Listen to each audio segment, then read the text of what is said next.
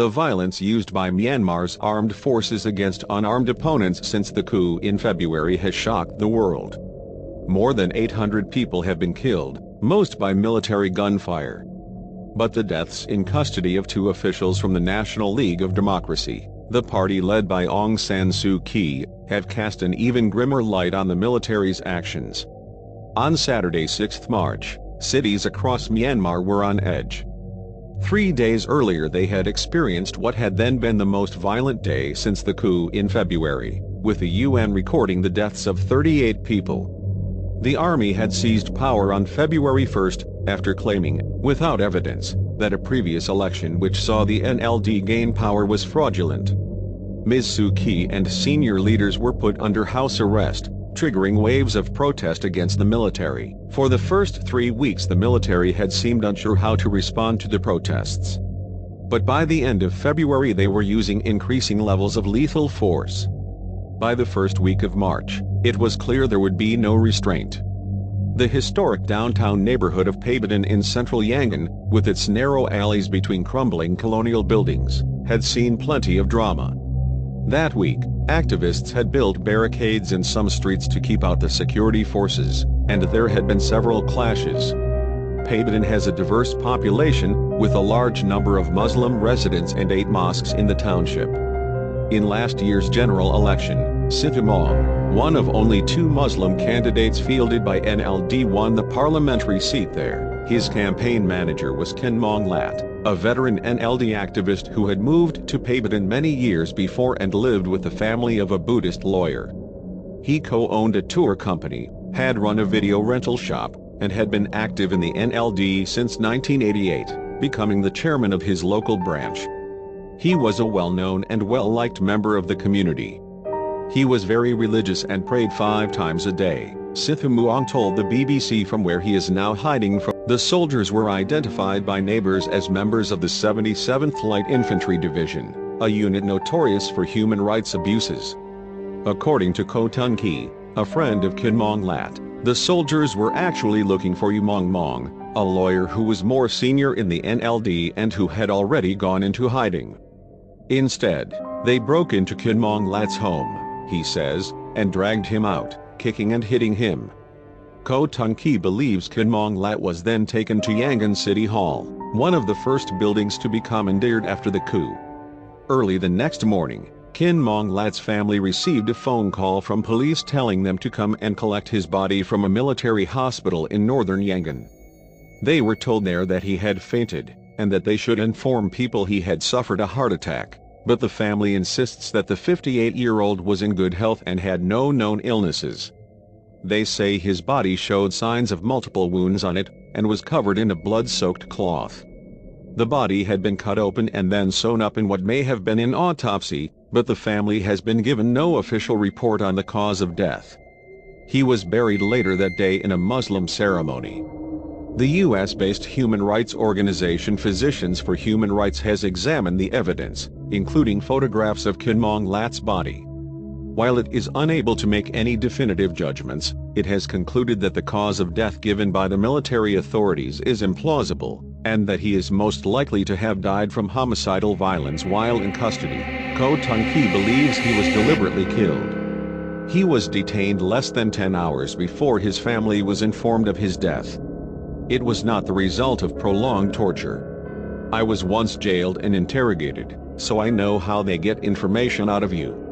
Maybe they believed he was connected to the committee representing the Pai Dongsu Lata, CRPH, the rival government supported by the opposition, he said. Maybe they were trying to get information about what the NLD is planning, or where activists were hiding. He believes it was Khin Maung Lat's prominence in the local NLD that made him a target of military retribution, although he was not an obvious threat to the military junta. His intestines had come out, but the theory that the military was targeting Aung San Suu Kyi's party was given more weight 2 days later, by the death of another NLD official, Zaw Myat Lin. Zaw Myat Lin was the 46-year-old director of a new vocational college in the industrial district of Shwe Tar, one of several opened under the NLD government. He was also a dedicated NLD activist, and right after the coup he was chosen to be the local representative of the CRPH. In the days before he was captured, he posted stirring messages on his Facebook page, calling on the residents to keep up their revolutionary struggle against the military, who he referred to as dogs and terrorists. Zalmayat Lin was a political powerhouse, an NLD official from the same township, who is now in hiding and cannot be named, told the BBC. He was a superb speaker. He was the only person from our township who was able to unite people and lead the post-coup demonstrations. He was the one who persuaded employees from various government offices to join the civil disobedience movement. The official remembers joining him and his students at a protest on March 8. He didn't appear to be worried in the least, he says. He even offered to have me stay with him at his school, claiming that it was too dangerous for me to be outside on the streets. That evening Zalmayat Lin returned to the college with some of his students. Shortly before 2 o'clock, soldiers broke through the gate of the college. The students told their teacher to escape by climbing over the back wall. 7 of them were arrested. At the time no one was sure what had happened to Zalmayat Lin. At 15 o'clock, his wife, Da Phu Phu Win, received a call from a local official in Shwep Tar telling her that her husband was dead, and that she could see his body, which was at the same military hospital where Ken Mong Lat's family had been. They found him badly bruised. His belly had been cut open by a long, horizontal incision, and she said his intestines had come out. She was shown a large wound in his back. The official state media reported that he had fallen backwards onto 2 inches of steel pipe while climbing out of the back of his school. It warned that severe action would be taken against anyone giving alternative accounts of his death. The Physicians for Human Rights doctor who examined photographs of the corpse concluded that the official explanation lacked credibility. The horizontal cut across the belly was inconsistent with any autopsy incision, he said. The torso had also been cut vertically for what may have been an autopsy. The massive bruising on both sides of Zalmayat Lin's torso was also inconsistent with the official account that he had fallen while escaping. These injuries were much more likely to have been inflicted on him by his captors. The PHR doctor could draw no definite conclusions from the hideous injuries to his head. Zalmayat Lin's face was badly disfigured by the time of his funeral.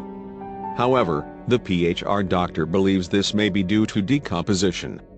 The military authorities would not allow his wife to take the body until the day of his funeral, and it took her 3 days to arrange it. The body appears to have been left unrefrigerated. It is hard to know why these 2 officials were subjected to such terrible torture, which from all the evidence appears to be what killed them. The military junta has said little to justify its brutal treatment of those who oppose its coup. The BBC has asked the spokesman for the junta to respond to the PHR report, but at the time of publication had not received a brutal track record. The military has a track record of treating victims in Myanmar in ways that suggests that they were unlawfully killed. Bodies are dragged away from the scene in military trucks. Usually no attempt is made to give first aid to those who might still be alive. Some families have been blocked from recovering the bodies of relatives, which are cremated by the military authorities with no sign of an investigation into how they died. Most bodies are returned with signs of torture and extensive autopsy work, but no credible or independent report provided to explain how they died.